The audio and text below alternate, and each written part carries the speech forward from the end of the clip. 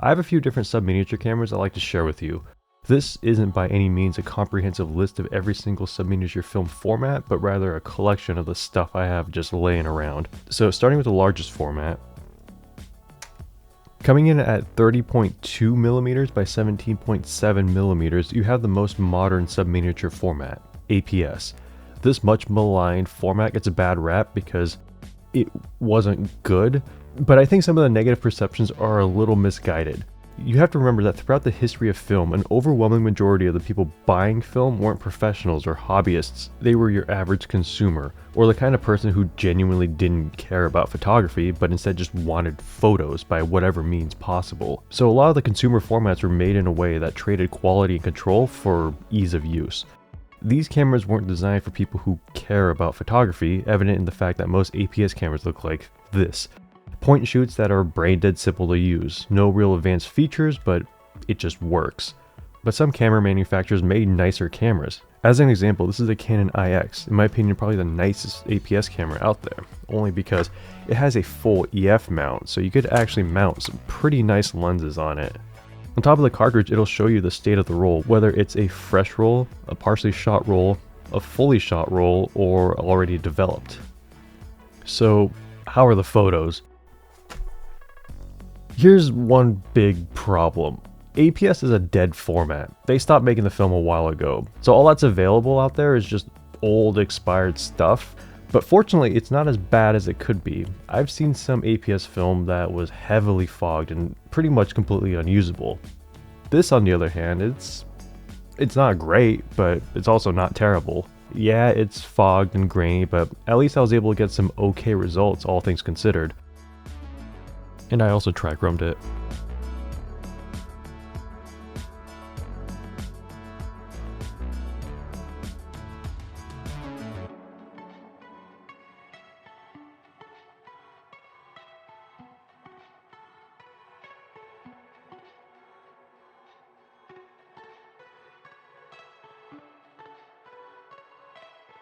While there were some cool features introduced with APS, unfortunately for this format it was too little too late, because just a few years after its release, some little thing called digital cameras entered the mainstream, obliterating over a century of market dominance and ushering in a catastrophic collapse of the film industry, leaving it a husk of its former self, which describes the apocalyptic film hellscape we currently live in. But I mean, who could have predicted that? Oh. So the next format is in a little bit of a gray area. To some, sub-miniature means film that is physically smaller than 35mm, whereas others interpret it as a film format smaller than the standard 35mm frame. Regardless, I'm throwing it out there. Coming in at 18mm by 24mm, you have half frame. This is an Olympus Pen FT. It's a fine camera, except it has a few problems. For starters, this was given to me as a broken camera. The light meter doesn't work because the threaded battery holder was mangled at some point and it just won't screw on correctly. And the bottom plate is also missing screws, so it's held on with this painter's tape. And a fun fact, under the painter's tape, someone engraved their name, driver's license number, home address, and phone number onto the bottom of the plate. This seems like a common practice back in the day. I've also seen people put their social security numbers on there. Shows you how times have changed. But overall, the images came out looking pretty good. Looking at the grain, it's noticeable. This was shot on Tri-X and developed in Rodinal, so I'm not doing it any favors, but it's not bad. While the grain itself remains the same size, the perceived grain increases because now we're just effectively zooming in. But even with that, it's totally usable.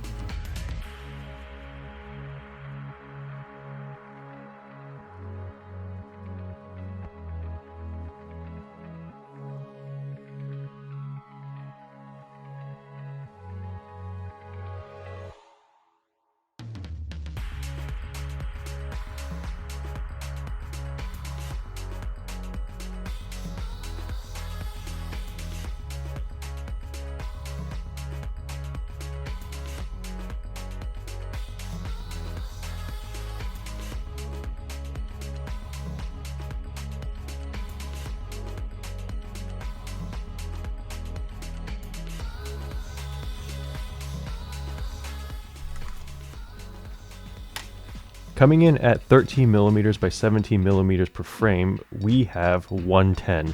Like I mentioned with APS, 110 is a consumer format made for the masses. The film comes in these cassettes, which are really nice because the unexposed film is stored on one side and the exposed film is stored on the other. So if you accidentally open your camera and pull the cassette out, you'd only ruin one frame. Now when cameras start to become so small, you have to start compromising somewhere.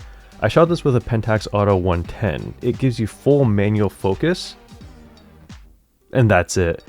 The shutter speed and aperture is automatic, and fortunately, this is probably the most feature-rich 110 camera out there. Most 110 cameras have a fixed aperture and a shutter speed, and generally made with cheap, low-quality optics. The 110 is well made and have a whole suite of lenses and accessories, and surprisingly, it has a large and bright viewfinder given its size, so it's a real capable camera. Let me first start off by saying please ignore the scratches and dust. This was some old Fukatsu 100. I bought it expired and that was several years ago, which could explain why the film came out a little thin. It was probably bad development on my part, or I could take no responsibility and blame it on some old film, or maybe the camera wasn't exposing it properly. But the results actually came out surprisingly well. I attribute it to the nice lenses and the fact that the Auto 110 has automatic exposure. It was a surprisingly fun camera to shoot.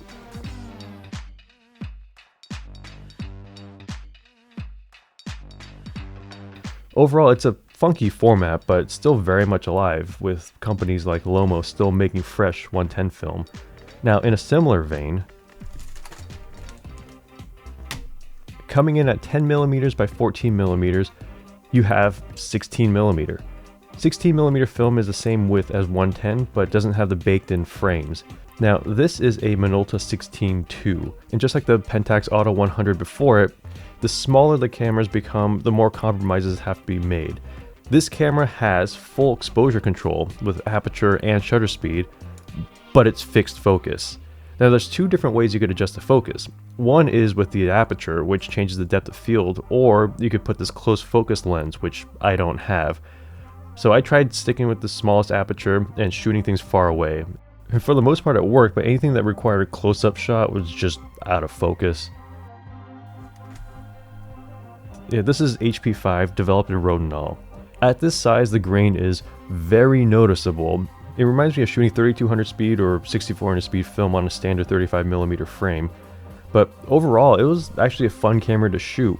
Again, I tried to shoot everything far away just because I didn't want to deal with the focusing issues. And that strategy actually kind of worked out, I think.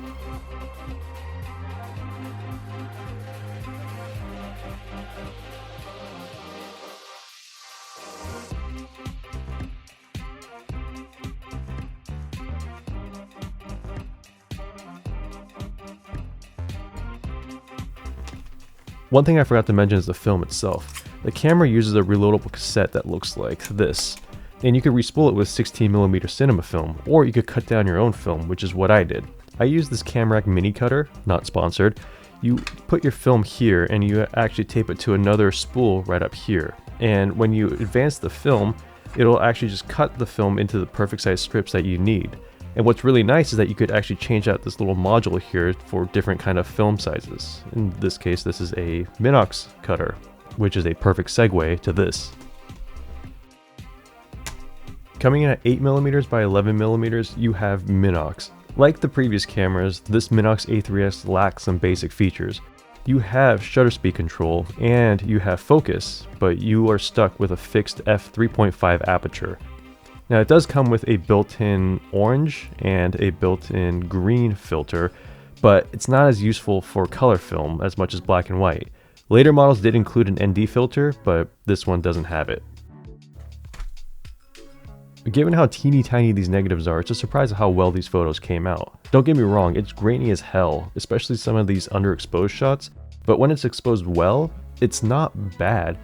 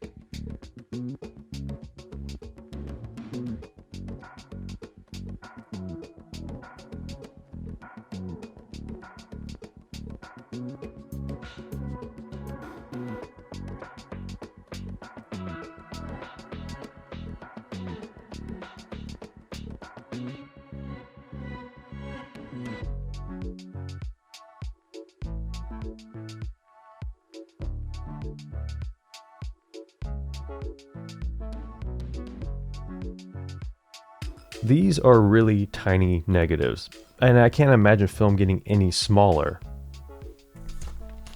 Coming in at 8 by 10 millimeters, this barely edges out Minox disc film. I wanted to shoot a whole disc, but I encountered one big problem. This is the disc camera that I have, and when I press the shutter button, it makes that sound, and I assumed it meant it was working. So I inserted a disc and I fired a couple of shots, but then when I checked the counter I realized it actually wasn't advancing the film at all. So this camera suffers from what I call Olympus stylusitis, where the motor is still good, but I assume that the gear that's attached to the motor is broken, rendering it pretty much useless. But that's not going to stop me. I took a piece of film and I just jammed it inside the camera and took a shot. The good news is that the shutter works. The bad news is that I couldn't get it level with the focal plane, and also it's not flat, so it's just completely out of focus. The next thing I could do is just develop the disc and see what I could salvage. Now some of you might be looking at this and think, wow, that film looks pretty mangled. And because it is. Due to the problems with the camera that I had, this film was pretty much useless. Normally disc film has this center plastic spool attached to it. This spool is used to advance the film inside the camera, but outside of a disc camera, this thing is pretty much just like a useless appendage. So I cut it off. Very poorly. Now there's a reason why I did this. It is a perfect excuse for me to bring out a random accessory I never get to use. This is a Hasselblad sheet film adapter. It's like a large format film holder, but for Hasselblad. Now what you could do is you could just pull this dark slide out, take the disc film, and actually just mash it in here like that, and it just barely fits. I could have trimmed down the edges, but I don't care, so I just full sent it. This film is very fogged, but after scanning it in and some heavy-handed adjustments, this is what I got. First, right here you could see where I had like a quadruple exposure before I realized the film wasn't advancing.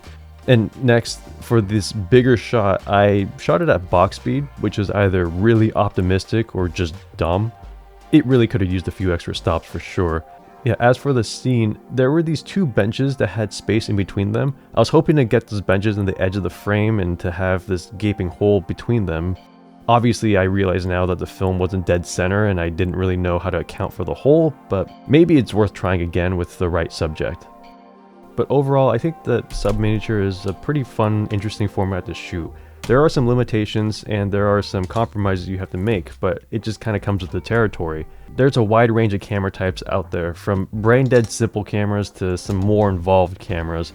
Some of these are dead format and probably not really worth shooting nowadays, but others still have some life left into them. The Minolta 16 was actually a surprisingly fun camera to shoot. But I think that the Minox actually has the most potential, especially since now I could cut down my own film. And there are some interesting things out there that I could think of trying.